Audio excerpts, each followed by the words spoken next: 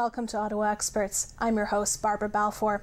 It's been more than 100 years since Canadian women were given the right to vote, and yet we still remain underrepresented at every legislature across the country. Even though women comprise over half the population in Canada, they occupy only 27% of the seats in House of Commons.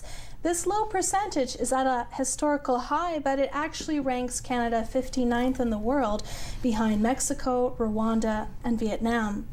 There is a profound and urgent need for more women to join the political sphere, to make sure that their viewpoints are reflected in public policies and in decision making. We only need to look to our neighbors to the south for an example of why this is so important. If you or someone close to you is a woman thinking about getting into politics, you are in the right place. And if you're unsure of how to start or how you might handle life as a woman on Parliament Hill, this is the show for you. We have a very special panel of guests joining us tonight who will be speaking to their experiences as women on the political stage and sharing advice if you've ever thought about throwing your hat in the ring. First, I am so honored to introduce one of Canada's foremost female politicians, the Honourable Sheila Copps. She is the first woman to ever hold the position of Deputy Prime Minister in Canada and has been a prominent figure in Canadian public life for more than 35 years. She's known for being feisty and tough, and she's turned that into a trademark of her political career. My favorite Sheila Copps story is when the then Minister of Justice, John Crosbie, told her in a heated debate to just quiet down, baby, and Sheila replied, "I'm nobody's baby," and then she turned it into the title of her first book. Sheila has been an advocate for the rights of women and minorities, the environment, marijuana legislation, and numerous other causes. Welcome to the show, Sheila. Thank you for inviting me. Thank you, Barbara. Next, I'd like to welcome Alexandra Mendez, Member of Parliament for the riding of Brossard-Saint-Lambert. She immigrated from Portugal to Canada in 1978 and has been actively involved in political life since 2001. She was first approached by the Liberal Party to run in 2006. Welcome to the show. Thank you very much. My pleasure. Later on in the show, we'll be joined via telephone by Nasha Brownridge. She is a spokesperson for Equal Voice. That's an organization that's dedicated to electing more women to all levels of political office in Canada, and she'll be sharing some great resources and programs that you can tap into, so make sure you stick around for that. And as always, we welcome you to ask questions of our guests and join the conversation. Please call us at 613-728-1001, 613-728-1001. We're excited to hear from you. Sheila, let's start with you. You're a second-generation member of a political family from Hamilton. Both your parents were actively involved. Did you always know that you were going to get into politics?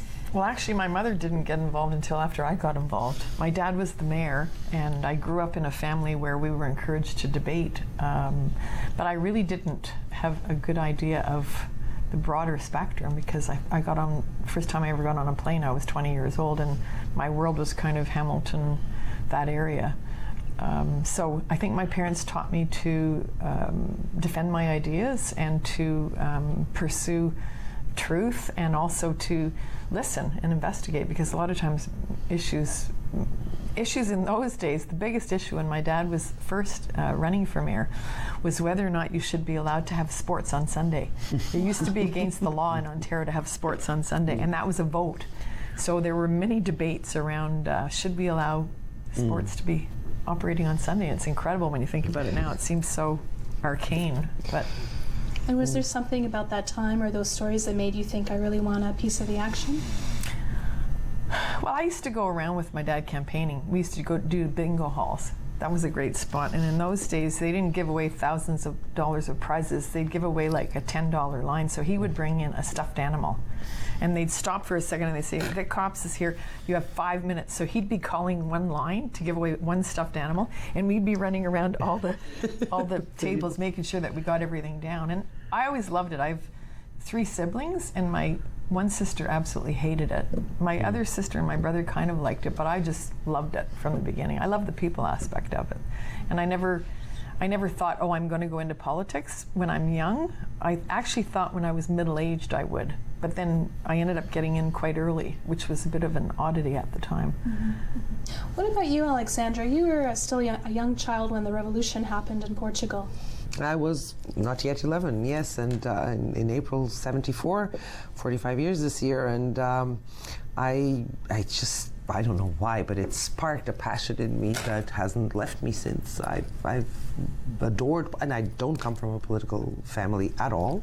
I come from a very debating family, yes, absolutely. We love debating ideas. My parents were always very keen on current affairs, but not political in the sense of being active politically. But because it was the first time in Portugal in 2 generations where people could actually vote and could express ideas freely, it became very effervescent. And, everybody was getting into it. I became a member of a political party for the first time. I was 13 years old. And funnily enough, the person who got me involved in politics, who got me as a member in a party, is now the mayor of the city where I used to live. Ah. So, the world tends to be quite interesting in its coincidences. But yes, the fact that the revolution in Portugal was very mild in terms of impact. There was nobody killed. There was no blood in the streets. It's called the Carnation Revolution for a reason, because the soldiers were given carnations by the women on the streets because nobody was shooting anybody. It's a very civilized revolution. Very civilized, but also the fact that when I came to Canada, and my friends in Portugal kept telling us, "Oh, you're going to be so bored," because they knew how I loved it. Canadian politics must be so boring, blah, blah, blah. We never hear about Canada. And I arrived in Quebec in August 78, and we are starting the debate on the referendum. So the first referendum in Quebec. So absolutely no boringness at all in Canadian politics. Well, I mean, some people actually say, well, Canadian politics is quite boring compared to our southern counterparts, but you have some strong opinions about that politics affects every facet of our lives. Absolutely. Politics is life. There's nothing in life that isn't touched by politics in one way or another. From the healthcare you receive, from the schools you attend, from the price of groceries, the roads you drive on, everything is about politics. So yes, I am very opinionated about that, absolutely, as in many other things. Now, both of you are mothers, 2 daughters. Sheila, you were the first member of Parliament to be sitting, and you gave birth to your child. And she's 32 now, which is going to shock a lot of people because it sort of seems like it was only yesterday, but she's 32. What was it like raising a daughter while, at the pivotal moment in your career? You know what, I think parents, when they have children, it isn't until they become grandparents that they realize how much work it was being a parent, because I lugged her all across the country, and even when I was breastfeeding in the beginning, it was fairly easy because you didn't have to worry about warming up bottles because you just stuck her on. And so I didn't find it so difficult, but when I look back on it, I kind of think, oh my God, how did I get there? No, how did she survive too? Because it's a big country. But she did make a lot of friends, and until they actually start school, the one thing that's good about Parliament Hill, I think actually better than City Hall and provincial, is that they actually have a childcare set up by Jeanne Sauvé, who was the first woman speaker. So from the time they're toilet trained until they enter school, they're fairly close, and you can really keep an eye on them while you're still working, which is good. I want to hear your thoughts on this, Alexander, but first we have a caller. Andrea, are you with us? Hi, yes I am. Thank you so much for joining us. What was your question? So my question is do you think, say me for instance, I'm a single parent, would me getting into politics be realistic as a single parent? I was a single parent when my daughter, when I had my daughter, I was married and I got divorced when she was a very small child. So it is possible, it's doable. I think the biggest roadblocks, luckily in Canada you don't need a huge amount of money either. I think the most important thing for people thinking about getting into politics is what stokes your passion. Is there a community issue that you can get involved with? Because you really need to have a good, strong and robust network, and not just your family, but also your friends, your neighbors, your community. And some people think, oh, I want to be a politician. Well, I think it's more likely to think I want to fight for this issue, and then the politics comes with it, as opposed to defining a career choice as a politician and then just getting behind whatever party is going to get you elected. What are your thoughts on this, Sandra? Well, I agree absolutely, because actually my involvement in terms of activism was with a non-profit organization, a non-governmental organization that worked with immigration and immigrants and refugees. And I worked there for 15 years before I ever went into politics. But it was a very active lifestyle, and I had to do a lot of politics. I had to do and be very involved in defending and advocating the people I was supposed to be helping. So those were definitely the passions that stoked me, was what got me very, very involved in my community. And to this day, I go around my community, Brossard, and people still remember me from Maison Internationale because that's where they saw me become very active. I go to door knocking and people say, oh, I still remember, I left Maison Internationale 17 years ago. And they still remember this because that's what made me really into the community person that they recognize. But that is important. I totally agree with Sheila. You have to have something that really animates you and feeds you into Thank you for calling in, Andrea. But just piggybacking on this single parent idea, having only one single source of income, no matter how passionate you are, you still have to put food on the table. What do you do if you don't have that safety net? Well, what's quite interesting, if you look at the whole spectrum of how to get more women involved in politics, actually at the federal level, we're doing 3 times better than they are at City Hall. City Hall is the least friendly place for women across the country, and nobody's really focused in on it because they don't attach to political parties except local. But I think if I may, Sheila, I think because they think it's close by that they don't need to worry about it. No, but I'm talking about being in City Hall. If you're thinking about, for example, the difficulties of being a federal or provincial MP, by rights, it should be easiest to run and to get active at City Hall. And why are we not?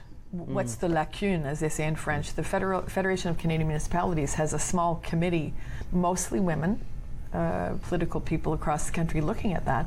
But it does tie into, I think, the sense amongst a lot of people, and you referenced this before we came on air, about thinking that, oh, well, politics is not for me because there's something dirty about it or something that people don't get involved. It would be really great to see city halls across the country becoming at least as representative as the federal parliament, which is still not fully representative. We're just about to go to break. I want to hear more on that and your thoughts about partnership and raising your daughters as well, and how life today compares to when you first started your career, Sheila. So don't go away. We'll be right back after the break with lots more.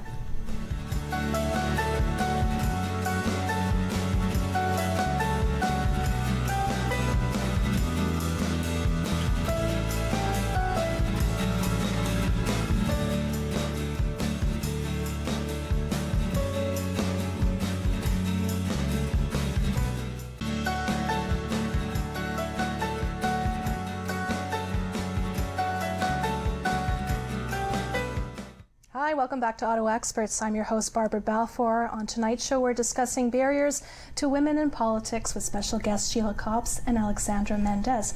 Now, before we went to break, we talked about the fact that you both have daughters and some of the difficulties in raising children while being at these pivotal moments in your career and trying to move forwards. Now, both of your daughters are fully grown. If they came to you now and said, I want to enter a career in politics, what advice would you give them based on what you've been through yourself? If I may, and this is a piece of wisdom that I've read, I share from the current Senator Miville Deschênes. She was at the time the president of the Status of Women Council in Quebec, and she was just doing her exit interview. And at one point, the journalist asked her, okay, what do you think? Women can't have everything. She said, no, women can have everything, but they can't have it all at the same time. And I would say to my daughter, who's 33 years old, who has 2 very young boys, my precious grandsons, I would say, wait, don't do it now. Their childhood goes by so quickly, like hers did. And I still remember feeling that she was growing so fast that I wasn't keeping up with it.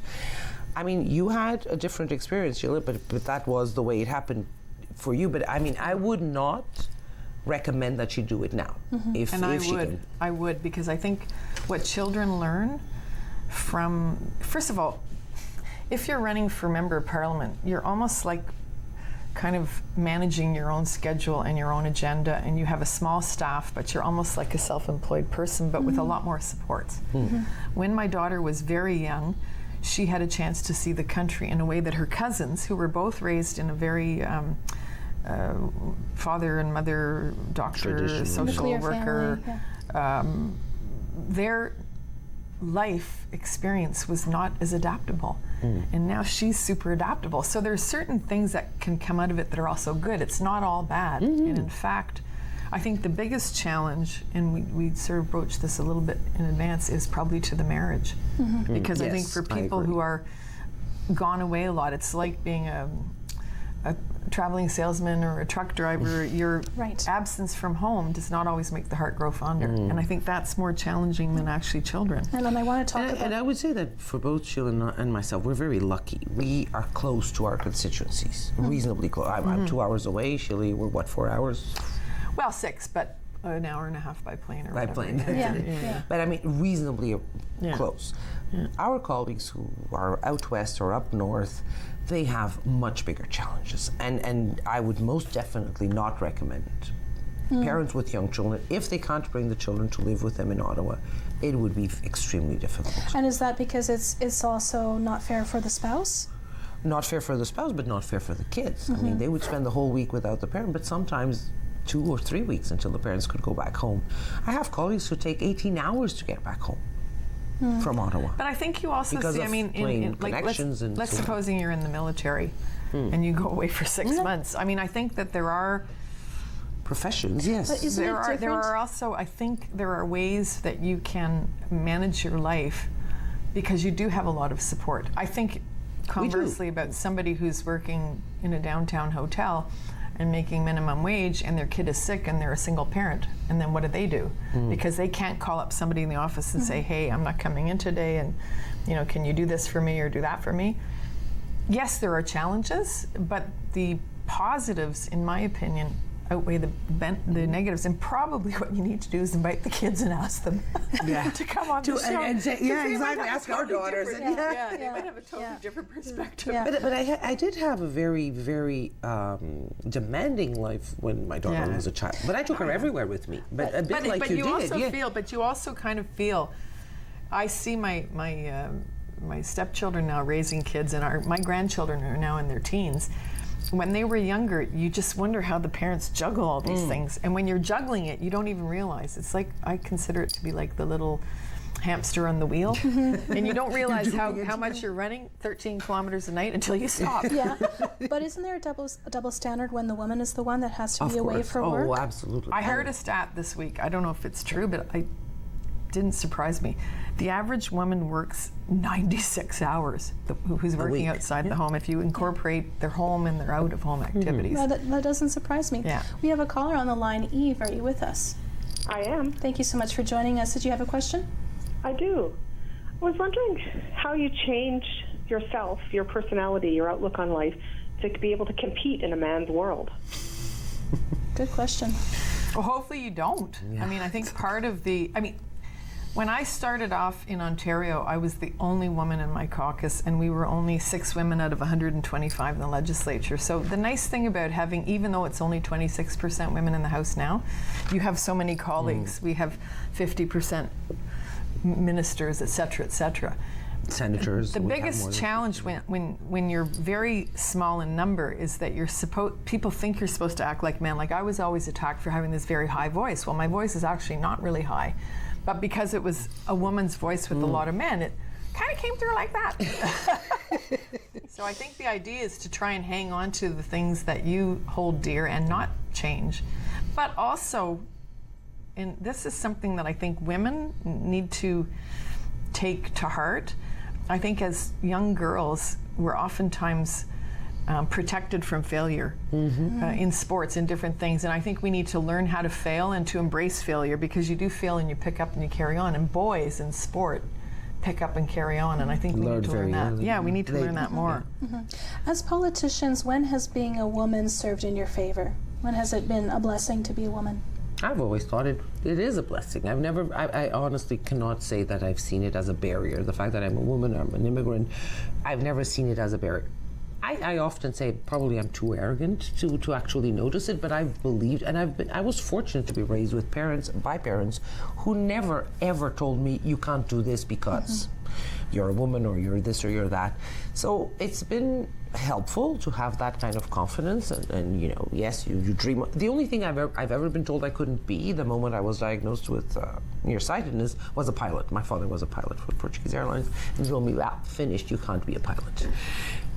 And that was the only thing I was ever told I couldn't be. Nothing else. So I've always believed that if I dreamt about something and if I worked hard for it, I should be able to reach it. I think my experience has been different, and not in a negative way, but certainly I can recount numerous times sitting around the cabinet table, even when I was Deputy Prime Minister, and the clerk of the Privy Council, who's the highest ranking bureaucrat, would be going around the room on a room call, and he'd go, "Mr. Gray, Mr. Axworthy, Mr. Collinet, Sheila."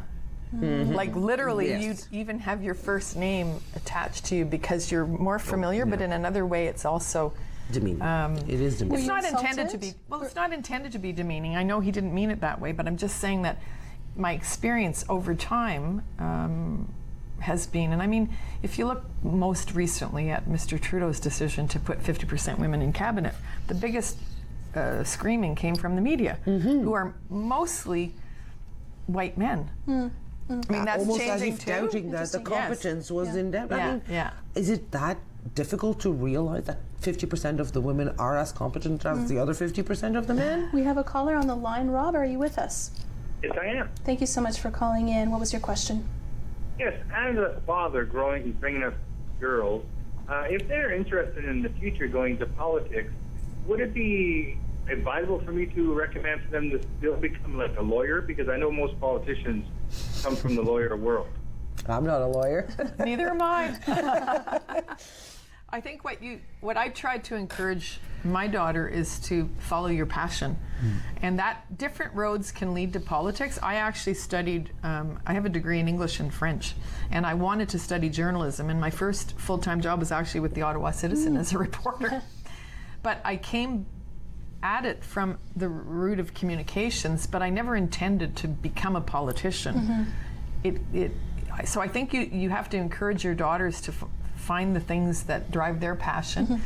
And I mean, now we've got a scientist, An astronaut? We have an astronaut who is a minister, and we have a scientist who's a minister. A minister, so we many have different- doctors, we have many different people. Thank you for calling in, Rob. Tell me about the mentors that you've had. Were they male? Were they female? Were they a combination of both? And how would you advise someone to approach a potential political mentor? Well, when I was sort of starting, I don't think we even had the concept of mentors. Was it more informal? This is the interesting thing, and it does tie in together with the role of men and how people get promoted and everything, because you usually had the service clubs, like the Kinsmen and the Lions and the different clubs that would sort of go out and try and find their next leaders, and the women weren't necessarily in that sort of catchment group. So from my perspective, I'd say my own. I never went out. We get calls now, would you like to mentor somebody? And we never had a formalized system. It was more trying to connect with people that you admired. And in my day, it would probably have been like Monique Béjean, who was pushing through the Canada Health Act at the time, and Judy Arola when we had the charter fight, and some of these really great women who were on the cutting edge. Monique just came out with a book. Yes, she did. Yeah. I was very, very fortunate because of the simple fact that I smoke. That when I was elected the first time, I was looking for a place to stay here in Ottawa, and somebody told me, why don't you speak with Marlene Jennings? She's a smoker too, and maybe she has an apartment, maybe. So I went to Marlene Jennings, and we had seen each other at conventions, things like that, but I had no close relationship with her, and I approached her and said, Marlene, would it? Said, listen, I've never had a roommate in my life. I'm not used to having roommates, but we'll give it a month's try, and we'll see. Okay. And we spent 2.5 years together, and we are, we call ourselves sister friends. We got along beautifully, and Marlene was phenomenally important in helping me be so successful. And I do think that my first mandate, I had a first mandate from 2008 to 2011, was very successful because I had her mentorship. She was very good at teaching me all the House procedure, all the legislative tricks that I had no idea. Do you think you would have learned by yourself if she wasn't around? Eventually, of course, but I mean, it would have been lengthier, of course, and we were opposition then. I mean, we were not government in a minority situation, so everything was very precarious. We had the prorogation come in at the mid.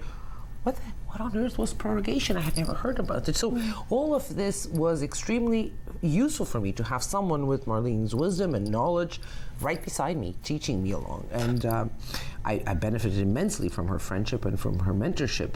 But I didn't go out seeking her. It was pure accident of voters being smokers. But it helped me immensely. And nowadays I'm trying to do that to the other ones who have come forward. We're just about to go to break. When we come back, we will hear from Nasha Brownridge from Equal Voice. She'll be talking about some of the programs and resources you can tap into if you're considering a life in politics on the Hill. We'll be right back after the break.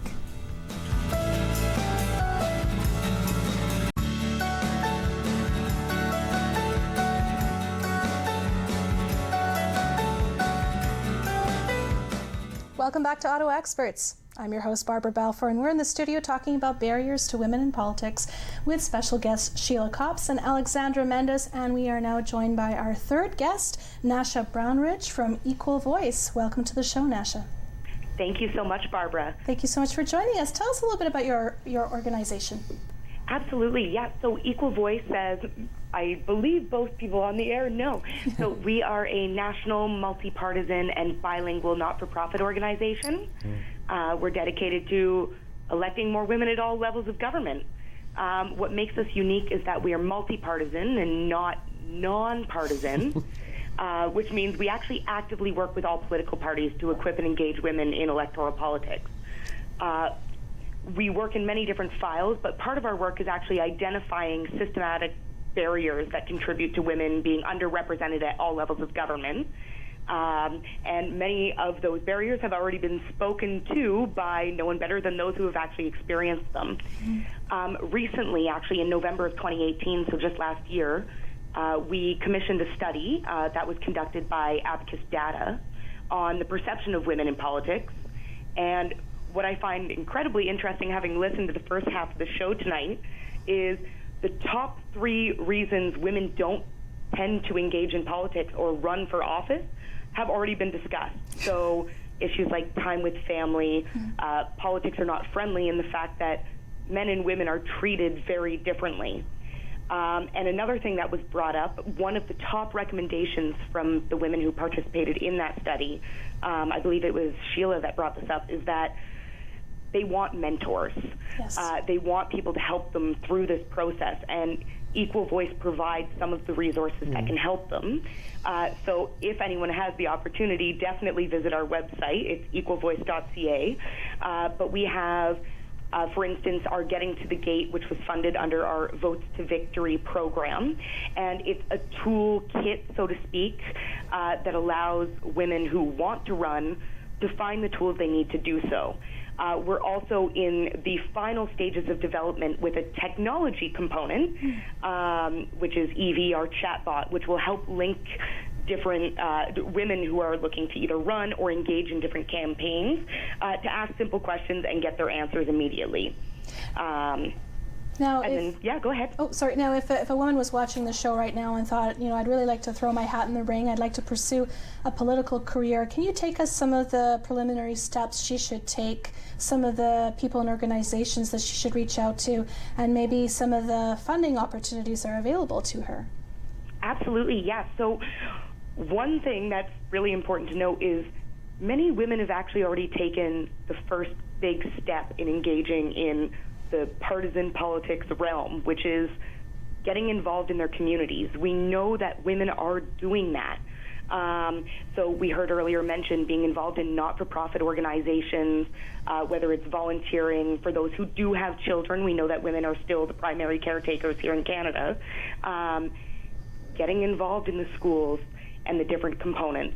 That's how you're making the connections and meeting people. Those are the funders and the volunteers and the donors and, honestly, the voters. particularly if you're looking to run in the area that you're actually currently living. Everyone's path or journey is going to be very different. Even tonight, we've heard from 2 women in politics that have very different backgrounds. So it is hard to generalize on what the next step is based on where someone is currently positioned in their community. One thing always recommended, and it was mentioned again, that municipal is very different from provincial and federal levels. But in the provincial and federal levels, there are the political parties, and it is worth reaching out to those resources. Those parties are looking for candidates. They're looking to provide the resources, and they do have a lot of them. Now, if let's say you're a single parent and you're going to need to take a year off to do door knocking, and that means quitting your job. I don't think you need to quit your job to be a candidate. No. And first of all, I would not suggest door knocking as the first mode of attack because, anyway, that's for another day. But I think you can still carry on with what you're doing in the community, and when it gets closer to the writ. But I think the first thing that you may want to do, and Nasha, sort of cut me off if you think I'm off base here, but I wrote a book in 1986, and you referenced it. It's out of print, but it's worth borrowing from the public library because what the actual title was called Nobody's Baby, A Woman's Guide to Survival in Politics. But I wrote the thing as a primer of what it is to be in a nomination, because for somebody to make the decision to say, I want to be in politics, I think you need to first amass a whole bunch of information to see if you're actually really going to like it. You may hate it. And there are people who actually get involved and get elected and then discover in the first term that they hate it. So there's that aspect of it. And where Equal Voice is really well positioned is they've got all these toolkits and places where you can connect with people and do some basic learning about what it is first, and then throw your hat in the ring. And the other possibility, I think, for many women and men is to get involved in their local political associations. That's how I started, with my own political association in the constituency. That's what got me interested and really, involved. And you can also meet people, so you also know if their views are aligned with your views. Yours, exactly. Because you may think, oh, my father was a liberal, so I'm going to be a liberal. Well, maybe it turns out that it's absolutely not what you want. Not your, not so your, that helps you learn. But what about fundraising? System. Well, the thing with fundraising is, thankfully, we're not in the United States. The legislation that is currently structured allows you to spend the equivalent of a postage stamp.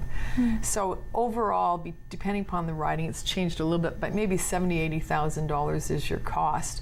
If you spread that over 4 years, any person who's got any community support should be able to raise $20,000 a year. It's not like you could have bake sales and garage sales, and we did.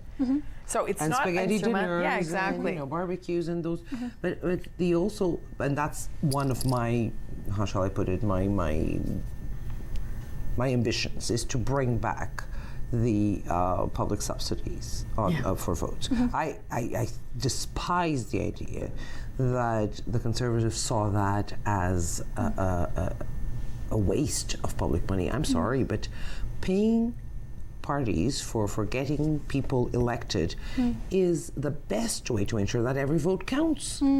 It's the most democratic way of ensuring that every vote counts. You are helping the parties build themselves a war chest, if you want, and you are giving them an opportunity. And what New Brunswick is doing by doubling up the subsidy for those parties that encourage more women, that have more women on the ballot, I mean, wonderful. That's one way of saying, okay, go get more women. That's a good tool, and I think actually the Equal Voice actually has a list of all those tools on their website as well. So if you're in public policy, is that right, Nasha? Do you have a list of tools on your website that are easily accessible? Yes, we do, and actually just because obviously it was brought up, but when it comes to finances, there's no doubt that it's a huge concern. We've heard many women anecdotally identify that as one of their major challenges in entering politics. And that brings me to two things, which are the networks that I mentioned earlier. Obviously, fundraising is a huge component. We're not the United States. We don't have that corporate aspect. But building those networks as early as possible and making sure that you have the people to go to help you is huge. And on top of that, so Equal Voice, we recently actually held our first national campaign school, we also hold campaign schools across Canada through our chapters. And part of that was we heard so many people asking, how do I do it? What do I do? So that's actually a huge part of our mandate is trying to equip women with the tools needed to actually do that active fundraising, because we know it's not easy. Making those phone calls and making those asks is incredibly difficult, particularly for women. It helps if you have somebody in your network who's very good at fundraising for all sorts of other things. And if you're not comfortable doing it yourself, if you have that somebody in your team, you will get the fundraising. You will do it. I'm not comfortable. We definitely focused a lot in our last campaign school on people were saying, how do you build your team? And having that team, I think, is really critical. And I think... And in fact, usually in politics, the active MP is not involved in raising the money because it creates too many possibilities for conflict of interest and other things. Now, I want to switch gears here. We haven't discussed this yet on the show, but I know it's an important part of Life on the Hill, and that's the issue of harassment and misogyny. And I know that you're doing some important work and studies in this realm with your organization, Nasha. Can you speak to the extent of the problem, and if that is also a deterrent for people considering entering public life? Yeah, no doubt. So we obviously know that our political institutions were, because they were built so long ago, built by men for men. And that sounds like a bold statement, but we know it's true. That is the history. So part of the work we're doing, we actually have two different aspects of this. So one of our programs is actually our systemic change program, and we're looking at the systemic barriers within the legislatures themselves. So not necessarily for women outside who are looking to run, but for the women who are already elected, and the component of retention, which is also really important. How bad is the problem of harassment on the Hill? So I think that varies between, because we also look at the provincial legislatures, but we've heard, especially with the Me Too movement that came out very recently, we know it's pervasive. We know it's there. And every woman's experience is different based on their background, where they're working. But having harassment policies in place, they will look different depending on the legislature's needs. But I do think that's critical at all levels, because we know it is certain that women are experiencing this, and there needs to be a mechanism and a process to deal with that. Now, we just have a minute before we go to break and have to say goodbye. Just wanted to give you a chance to refresh our viewers' memory in terms of some of the tools and tips and upcoming events they can access and where they can find it on your website. Yeah, so to speak to that quickly, our website is equalvoice.ca. There we host an abundance of tools and different resources where women can get the tools and advice they need. We can also be reached at info@equalvoice.ca if anyone has any questions about these tools, because there are quite a few of them. And generally, the last thing I would leave on is, if you're thinking about it, look into it, and if you can, do it. Thank you, Nasha. Thank you so much for joining us. Thank you so much for having me, Barbara. Have a great evening. You too. Thank you. We just have 30 seconds before we go on to our next segment, but you had a comment to make there. It's beyond the harassment, and I think what's more pervasive and not spoken about enough, it's a sort of discrimination. I think Sheila mentioned it about the cabinet table and having a certain different way of being dealt with because you're a woman and a man. Absolutely, and I want to hear more about that. The woman's voice around the table. And we're just about to go to break. When we come back, more on harassment on the Hill and what's being done with it. Done about it.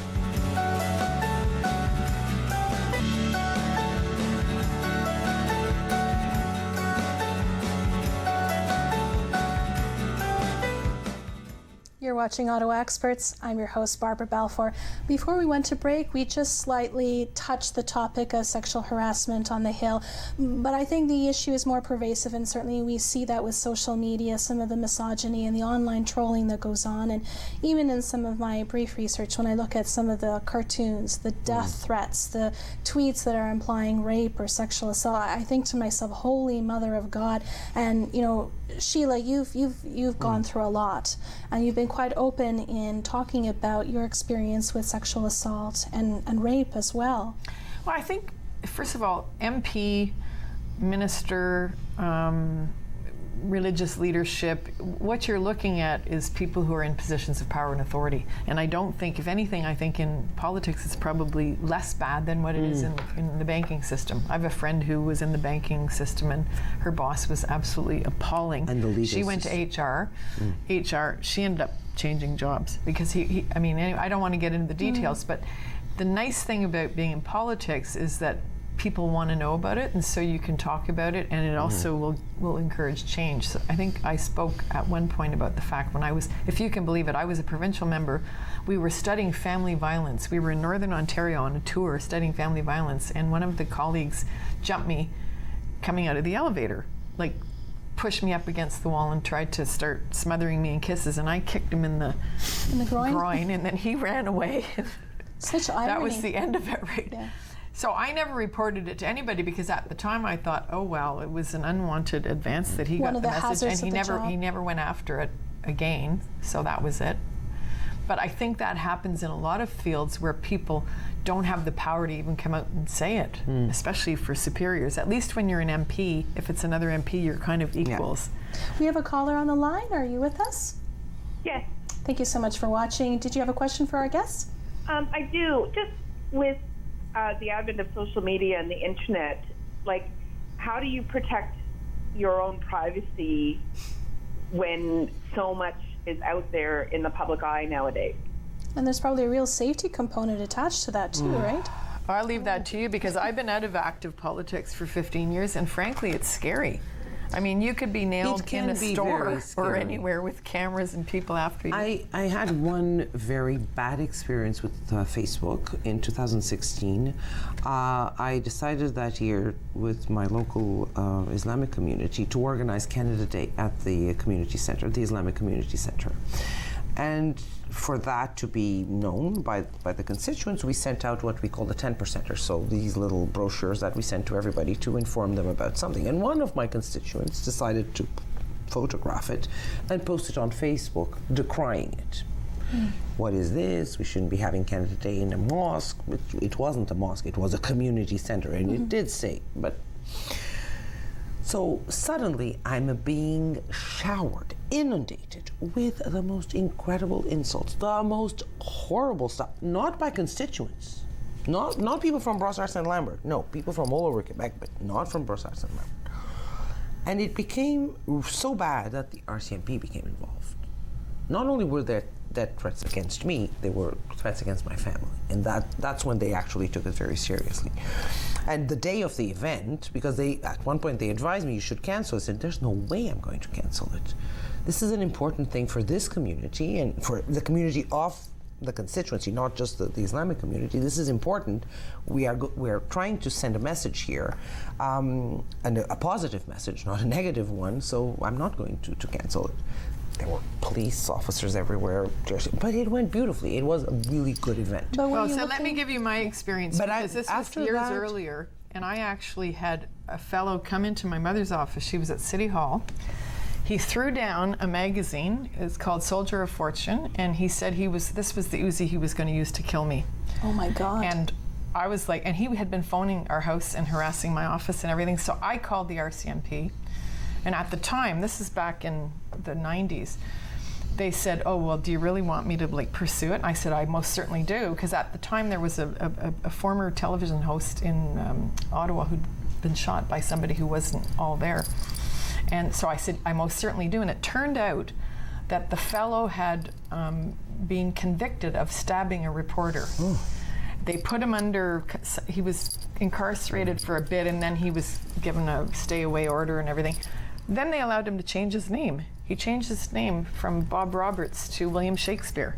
And he was in my house, tracking me in Ottawa. So this was like a random thing. And at the time, the police, RCMP said, well, we should just let this go. These are crazy people. And I'm kind of like, well, no, because it could be something really horrible. Well, they can do harm, even if they're not. Totally. Yeah. So that's why I think today it's even scarier, because you are out there in all these media. It's easy for people to know where you are at any given time. And and there was an NDP, somebody threw a firebomb in their office, and somebody was actually injured.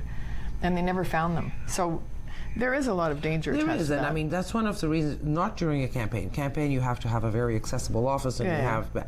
But my office is on the first floor with an elevator, and there are controls.